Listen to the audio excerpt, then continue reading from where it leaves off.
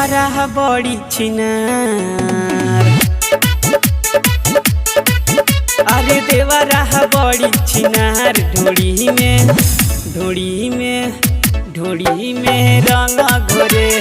देवरा बड़ी छिनार ढोड़ी में रंग घोरे।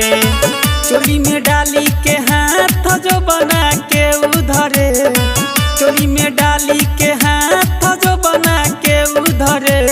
देवरा बड़ी छिनार ढोड़ी में रंग घोरे।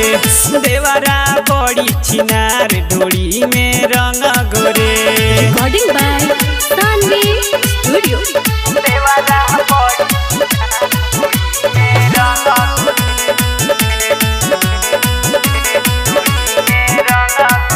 रोज चढ़ जाता पलंग पफानी। कहे होली में मन कैसे मानी। रोज चढ़ जाता पलंग पफानी। कहे होली में मन कैसे मानी।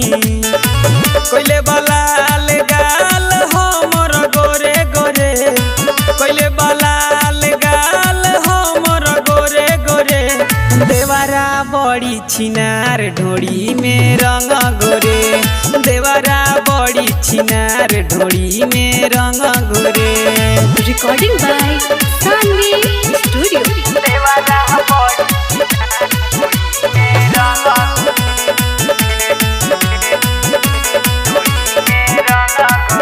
आके भर देलस मोर साया साड़ी।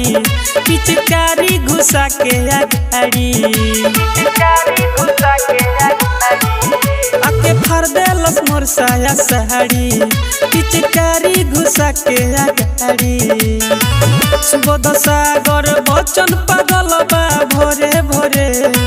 सुबोध सागर बचन पागल बा भोरे भोरे। देवरा बड़ी छिनार ढोड़ी में रंग गोरे। देवरा बड़ी छिनार ढोड़ी